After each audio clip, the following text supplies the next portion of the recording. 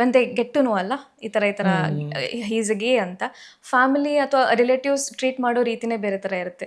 B it your siblings your parents ಅವ್ರು ನಿಮ್ಮ ಮೇಲಿರೋ ಒಂದು ಬೇಜಾರನ್ನ ಅವ್ರ ಏನು ಹೇಳ್ತಾರೆ ಅನ್ಆಕ್ಸೆಪ್ಟಬಿಲಿಟಿನ ಅವ್ರ ಮೇಲೂ ಅವರು ಅದನ್ನ ಹೇರಕ್ಕೆ ಶುರು ಮಾಡ್ತಾರೆ. So I think did that really happen? ಇಲ್ಲ ಈಗ ಇದ್ರಲ್ಲಿ ನನ್ನ ಅಭಿಪ್ರಾಯ ಏನಂದ್ರೆ, ಯಾರು ಜೀವನದಲ್ಲಿ ಜನರಲಿ ಖುಷಿಯಾಗಿರ್ತಾರೆ ಅವ್ರಿಗೆ ನಿಮ್ಮ ರಿಯಾಲಿಟಿಯಿಂದ ಏನು ಬೇಜಾರಾಗಲ್ಲ. ನನಗೆ ಹೊಟ್ಟೆ ಹಸಿತಾ ಇದೆ ಅಂದ್ರೆ ನಿಮಗೆ ಏನಾಗುತ್ತೆ? ಏನೂ ಆಗಲ್ಲ ಅಲ್ವಾ? So it's all about your emotions. So if you are somebody who is generally irritated would get irritated of my reality. But the fact is, if you are somebody who's generally happy, then you will have some concerns based on your knowledge. ನನ್ನ ಜೀವನ ಯಾವ ಥರ ಇರುತ್ತೆ, ನಿನ್ಗೆ ಯಾರು ನೋಡ್ಕೊಳ್ತಾರೆ. Like ನಮ್ಮ ಸಿಸ್ಟರ್ಗೆ ಆ ಥರ ತುಂಬ ಬೇಜಾರಾಯಿತು. ಲೈಕ್ ಮತ್ತೆ ನೀನು ಹೆಂಗೆ ಮದುವೆ ಆಗ್ತೀಯಾ, ನಿನ್ನ ಥರ ಹುಡುಗರು ಇರಬೇಕಲ್ವಾ, ಮತ್ತು ಮಕ್ಕಳಿಲ್ಲ ಅಂದರೆ ಏನಾಗುತ್ತೆ, ಯಾವ ಥರ ಇರುತ್ತೆ ಆ ಥರ. ಐ ಥಿಂಕ್ ನಿಮಗೆ ಇಷ್ಟಪಡೋರಿಗೆ ನಿಮ್ಮ ಬಗ್ಗೆ ಕಾಳಜಿ ಮತ್ತು ಅರಿವು ಉಂಟಾಗುತ್ತೆ. ಆದರೆ ಹೇಟ್ ಇರೋದು ಯಾರಿಗೆ ಅಂದರೆ ಅವ್ರ ಮನಸ್ಸಲ್ಲಿ ಹೇಟ್ ಇರೋರಿಗೆ. ನೀವು ಯಾವುದೇ ಸಿಚುವೇಶನಲ್ಲಿದ್ದರೆ ನೀವು ಅವ್ರ ಬಗ್ಗೆ ಕಾಳಜಿ ಆಗುತ್ತೆ. ಹೇಟ್ ಯಾಕೆ ಬರುತ್ತೆ? Hate is because you are built that way. ನಿಮ್ಮಲ್ಲಿ ಹೇಟ್ ಇದೆ, ನೀವು ಯಾರ ಮೇಲೂ ಹಾಕಬೇಕು ಅಂತ ಹೇಟ್ ಮಾಡ್ತಾ ಇದ್ದೀರಾ. ಹೇಟ್ ಇನ್ ದ ಸೆನ್ಸ್ ಎಲ್ಲರೂ ಇರೋ ಥರ ನೀವಿಲ್ಲ, ಎಲ್ಲರೂ ಎಲ್ಲ ಹುಡುಗರು ಹುಡುಗಿರ್ನ ಮದುವೆ ಆಗ್ತಾರೆ, ನೀನು ಯಾಕೆ ಆ ಥರ ಇಲ್ಲ ಅನ್ನೋ ಥರದ್ದು ಒಂದು ವಿಷಯನ ಹೇರ್ತಾರೆ. ಈಗ ನಿಮ್ಮ ಪೇರೆಂಟ್ಸ್ ಮೇಲೆ ಆಗಿರ್ಬೋದು, ಸಿಬ್ಲಿಂಗ್ಸ್. ಈಗ ನಿಮ್ಮ ತಂಗಿ ಸಿಕ್ಕರು, ನೋಡು ನಿಮ್ಮ ಅಣ್ಣ ಹೀಗೆ ಮಾಡ್ತಿದ್ದಾನೆ, ಅವನಿಗೆ ಬುದ್ಧಿ ಹೇಳು ಸ್ವಲ್ಪ, ಈ ಥರದ್ದೆಲ್ಲ ಮಾತುಗಳು ಬಂದಿಲ್ವಾ ಅಂತ. ಐ ಥಿಂಕ್ ಈ ಥರ ವಿಷಯ ಬರುತ್ತೆ. ಆದರೆ ಐ ಥಿಂಕ್ ನನ್ನ ಫ್ಯಾಮಿಲಿ ತುಂಬ ಸಪೋರ್ಟಿವ್ ಇದೆ ಅದರಲ್ಲಿ. But I think it's always to answer back. ಅದ್ರಲ್ಲಿ ಏನಿದೆ, ದ ಕ್ವಶನ್ ಇಸ್ ಯಾರಿಗೂ ಏನು ಅರ್ಥ ಆಗಲ್ಲ, ಅವ್ರಿಗೆ ಗೊತ್ತೇ ಇಲ್ಲ. ಅವ್ರಿಗೆ ಆ ವಿಷಯ ಕೇಳಿದ ತಕ್ಷಣ ಏನಾಗಿದೆ ಅಂತ ರೆಸ್ಪಾನ್ಸ್ ಮಾಡೋಕ್ಕೆ ಗೊತ್ತಿಲ್ಲದೆ ಅವರು ಆ ಥರ ರಿಯಾಕ್ಟ್ ಮಾಡ್ತಾರೆ. ಇನ್ನೊಂದು ಸಿಚುವೇಶನ್ ಏನಂದರೆ, ನಮ್ಮ ಸೊಸೈಟಿಲಿ ಒಂದಷ್ಟು ಜನ ಮಾತಾಡೋದು ನಾನು ಕೇಳಿದ್ದೀನಿ. ಅವ್ನು ಮೊದಲು ಸರಿಯಾಗೇ ಇದ್ದಪ್ಪ, ಈಗ ಒಂದಷ್ಟು ಜನ ಸವಾಸ ಮಾಡಿ, ಒಂದಷ್ಟು ಜನ ಫ್ರೆಂಡ್ಸ್ ಇನ್ಫ್ಲೂಯೆನ್ಸಿಂದ ಅವ್ನು ಈ ಥರ ಆಡ್ತಾ ಇದ್ದಾನೆ ಅಂತ. So is sexual orientation really a choice, or ಅದು ಹುಟ್ಟಿದಾಗ್ಲಿಂದಲೇ ಬರುವಂಥದ್ದು? So let me ask you otherwise, who influenced you to like men if you are straight? I guess it's a natural thing. So the answer is very simple. Yeah. Now I can't influence you to like women, can I? No. So there's no way anybody. And if that was a choice, now that the choice is there, why do you think I would choose that? True. See, in Indian scenario, being a man is a blessing. Yeah. So people celebrate you. You don't have to achieve anything. ಮಗು ಹುಟ್ಟಿದಾಗೆ ಹುಡುಗ ಹುಟ್ಟಿದ್ದಾನೆ ಅಂದ್ರೆ ಅದಕ್ಕೆ ಖುಷಿ. ಅವ್ನು ಏನೇ ಮಾಡಲಿ, ಅವ್ರು ಕುಡ್ದು ಬಿಡ್ದು ಹಾಳಾಗ್ಲಿ, ಅಯ್ಯೋ ಅವ್ನು ಹೆಣ್ಮಕ್ಳು ಅವ್ರ ವೈಫ್ ನೋಡ್ಕೊಳಕ್ಕಾಗಲ್ವ, ಅವ್ನಿಗೆ ಮದುವೆ ಮಾಡಿಸಲ್ಲ, ಒಳ್ಳೇದಾಗುತ್ತೆ.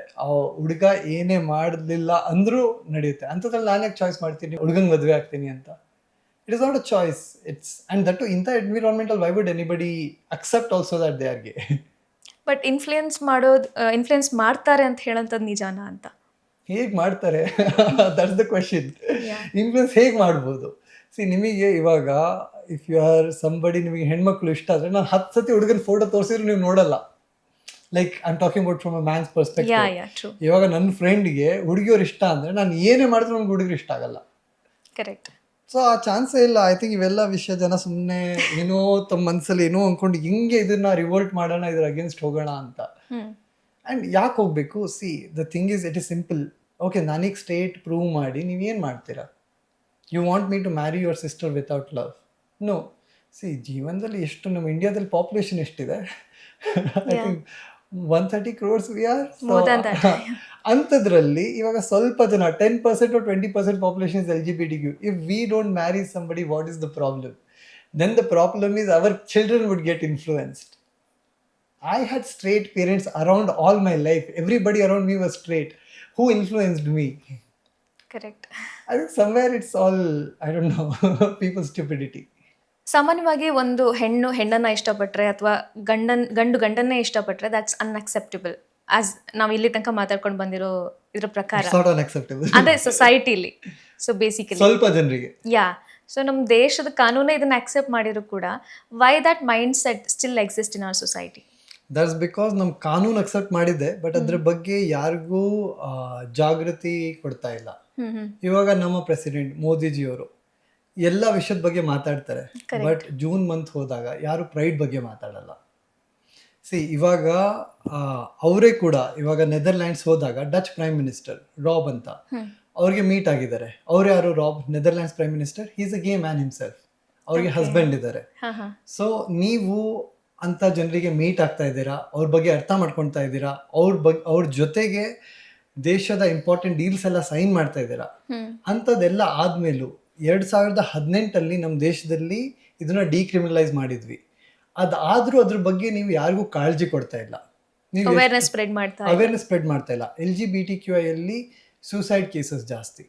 ಎಷ್ಟೋ ಡಾಕ್ಟರ್ಸ್, ನನ್ನ ಫ್ರೆಂಡ್ಸು 2-3 ನನಗೆ I feel quarterly 1 suicide news ನಾನು ಕೇಳ್ತೀನಿ LGBTQI ಕಮ್ಯುನಿಟಿಯಿಂದ. ಯಾಕಂದರೆ ಪೇರೆಂಟ್ಸು ಮದುವೆಗೆ ಫೋರ್ಸ್ ಮಾಡ್ತಾ ಇದ್ದಾರೆ, ಅವ್ರಿಗೆ ಸರೌಂಡಿಂಗಲ್ಲಿ ತುಂಬ ಬುಲಿಂಗ್ ಇದೆ. So I think it's a serious matter. But ನಮ್ಮ ಲೀಡರ್ಸು ಜಸ್ಟ್ ಬಿಕಾಸ್ ವೋಟ್ ಬ್ಯಾಂಕ್ಗೋಸ್ಕರ society, but the thing is, ನಿಮ್ಮ ಹತ್ರ ಇಂಥ ಪವರ್ ಇದ್ದಾಗ ನೀವು ಇದ್ರ ಬಗ್ಗೆ ಜಾಗೃತಿ ವಹಿಸಬೇಕು. ಅದು ಅಲ್ಲದೆ ಓಕೆ, ನೀವೆಲ್ಲ ಬಿಸ್ನೆಸ್ ಡೀಲಿಂಗ್, ಇವಾಗ ಅವರು ಗೇ ಪ್ರೆಸಿಡೆಂಟ್ನ ಮೀಟ್ ಆಗ್ತಾ ಇದ್ದಾರೆ, ಯಾರಿಗೆ ಹಸ್ಬೆಂಡ್ ಇದ್ದಾರೆ, ಹಾಗಾದ್ರೆ ಅವ್ರು ಅರ್ಥ ಮಾಡ್ಕೊಳ್ತಾ ಇದ್ದಾರೆ ಇದ್ರ ಬಗ್ಗೆ ಎಲ್ಲ. ಬಟ್ ಇದ್ರ ಬಗ್ಗೆ ಅವೇರ್ನೆಸ್ ಎಲ್ಲಿ ಸ್ಪ್ರೆಡ್ ಮಾಡ್ತಾ ಇದ್ದಾರೆ? ಕರೆಕ್ಟ್, ಮೆಲೋಡಿ ಕೊಡ್ತಾ ಇದ್ದಾರೆ ಅಷ್ಟೇ. This is social responsibility. Yes true. As a president, he himself, ಅವರು ಕೂಡ ಮ್ಯಾರೇಜ್ ಅಂತ ಇನ್ಸ್ಟಿಟ್ಯೂಷನ್ನ ಬಿಟ್ಟು ಬಂದಿರೋರು. ಬಟ್ ಅದ್ರ ಬಗ್ಗೆ ಅವ್ರು ಎಷ್ಟು ಮಾತಾಡ್ತಾರೆ? ಅವರು ಎಷ್ಟೋ ಪೇರೆಂಟ್ಸ್ನ ಇನ್ಫ್ಲೂಯೆನ್ಸ್ ಮಾಡ್ಬೋದು. ಇವತ್ತು ಎಷ್ಟೋ ಹೆಣ್ಮಕ್ಳು ಸೂಸೈಡ್ ಆಗ್ತಾ ಇರೋದು forceful marriages, divorce case, dowry cases ಎಲ್ಲ ಯಾವುದಕ್ಕಿರೋದು ಅಂದರೆ ನಮ್ಮ ಪೇರೆಂಟ್ಸ್ಗೆ ಯಾರೂ ಅರ್ಥ ಮಾಡಿಸ್ಕೊಳ್ಳಿಲ್ಲ that marriage is not the ultimate solution of life. ಇವಾಗ ಹೇಗಾಗಿದೆ ಅಂದರೆ ಮ್ಯಾರೇಜ್ ಒಂಥರ ಆಕ್ಸಿಜನ್ ಮಾಸ್ಕ್ ಥರ ಅನ್ಕೊಂತಾರೆ ಪೇರೆಂಟ್ಸು. 30 ತನಕ ಮಾಸ್ಕ್ ಹಾಕೊಂಡಿಲ್ಲ ಅಂದರೆ ನಿಮಗೆ ಆಮೇಲೆ ಬ್ರೀದಿಂಗ್ ಪಾಸಿಬಿಲಿಟಿನೇ ಇಲ್ಲ ಅಂತ. ಆ್ಯಂಡ್ ಐ ಥಿಂಕ್ ನಮ್ಮ ಲೀಡರ್ಸ್ ಸ್ವಲ್ಪ ಬೇರೆ ವಿಷಯ ಬಗ್ಗೆನೂ ಮಾತಾಡಿದ್ರೆ, ಯಾಕಂದ್ರೆ ಅವ್ರ ಹತ್ರ ಪವರ್ ಇದೆ. ಇವತ್ತು ಮೋದಿಜಿ LGBTQI ಬಗ್ಗೆ ಅವೇರ್ನೆಸ್ ಕೊಟ್ಟರೆ ಎಷ್ಟೋ ಜನ ಅರ್ಥ ಮಾಡ್ಕೊಳ್ತಾರೆ. ಬಟ್ ಎಸ್, ಬಿಕಾಸ್ ಒಂದು ಮೆಲೋಡಿ ಕೊಟ್ಟಿದ್ದಕ್ಕೆ ಈಗ ಇನ್ಸ್ಟಾಗ್ರಾಮಲ್ಲಿ ಅದು ಒಂದು ಟ್ರೆಂಡ್ ಕ್ರಿಯೇಟ್ ಆಗಿದೆ. ಕರೆಕ್ಟ್ ಅಲ್ವಾ? ಸೊ ಅದೇ ಥರ ನಮ್ಮ ಒಂಥರ ಇನ್ಫ್ಲೂಯೆನ್ಸ್ಡ್ ಪೀಪಲ್ ಇದನ್ನ ಮಾತಾಡಿದ್ರೆ ದಟ್ ವುಡ್ ಬಿ ಜಾಸ್ತಿ. But honestly, it is so disappointing. Modi ji is a married man. Today, maybe he's not flirting, it's out of friendship. But whatever he's doing on public eye, posting it on Instagram, as a wife, how much would you like it? ಅವ್ರ ಮದುವೆ ಆಗಿದ್ದಾರೆ ಅಲ್ವಾ, ಹೌದು, ಅವ್ರ wife ಕೂಡ ಇದ್ದಾರೆ. First thing ಅವ್ರ ಜೊತೆ ಬದುಕಲಿಲ್ಲ. ಅದಾದ್ಮೇಲೆ ಇವತ್ತು ಇಂಥ ಸಿಚುವೇಶನಲ್ಲಿ ನಿಮ್ಮ ವೈಫ್ ಇದ್ಮೇಲೂ ನೀವು ಇನ್ಸ್ಟಾಗ್ರಾಮಲ್ಲಿ ಪೋಸ್ಟ್ ಮಾಡ್ತೀರಾ. ಜನ ಮಾತಾಡೋ ವಿಷಯ ಬೇರೆ, ನೀವೇ ಪೋಸ್ಟ್ ಮಾಡೋ ವಿಷಯ ಬೇರೆ. True. As a prime minister, I think there are better things to be famous for rather than giving melody. Okay, let's not talk about that now. Yeah, I think this is very Yeah. political. Anyhow, Yeah. ಈಗ when compared to gay men, lesbiansಗೆ I guess ಇದು ತುಂಬ ಒಂಥರ problematic ಆಗಿರ್ಬೋದು. Because ಹುಡುಗರು to some extent ಹೇಗೋ ಅದನ್ನು stop ಮಾಡ್ತಾರೆ, ಅಥವಾ ಅವರಿಗೋಸ್ಕರ ಸ್ಟ್ಯಾಂಡ್ ಮಾಡ್ತಾರೆ. ಬಟ್ ಹೆಣ್ಮಕ್ಳಿಗೆ ಫ್ಯಾಮಿಲಿ ಪ್ರೆಷರ್ ತುಂಬ ಇರುತ್ತೆ ಅನಿಸುತ್ತೆ. More than family pressure, I would say independence ಎಷ್ಟಿದೆ. So we circle back to the same thing ನಾವು ಮಾತಾಡಿದ್ದು. ಬರೀ 10 to 15% women are independent today. So rest ಎಲ್ಲ ಏನು? ಫೈನಾನ್ಷಿಯಲ್ ಇಂಡಿಪೆಂಡೆನ್ಸ್ ಇಲ್ಲ. ನನ್ನ ಚಾಯ್ಸ್ ಏನಿದೆ? ಮದುವೆ ಮಾಡಿದ್ರೇ ಎಲ್ಲಾದರೂ ಇದೆ. ಯಾಕಂದರೆ ಮನೇಲಿ ನಿಮ್ಮ ಪೇರೆಂಟ್ಸೇ ನೀವು ಇಟ್ಕೊಳಕ್ಕೆ ರೆಡಿ ಇಲ್ಲ. ಹೌದು, ಯಾವಾಗ ಒಂದ್ಸಲ ಹೆಣ್ಮಗುನ ಮದುವೆ ಮಾಡಿ ಕಳಿಸೋದು ಅಂತ. ಚಿಕ್ಕದಾಗಿಂದ first they don't take care of your diet, they don't give you right education because ನಿಮ್ಮ ಫ್ಯೂಚರ್ ಎಲ್ಲ ಇನ್ವೆಸ್ಟ್ಮೆಂಟ್ ಇಲ್ಲ. People say parents are great, but I have seen this mindset of a lot of parents. So ಅಂತ ರಿಯಾಲಿಟಿಯಲ್ಲಿ definitely for lesbians it is way more difficult. And imagine ನಿಮಗೆ marital rape concept ಗೊತ್ತಲ್ವಾ?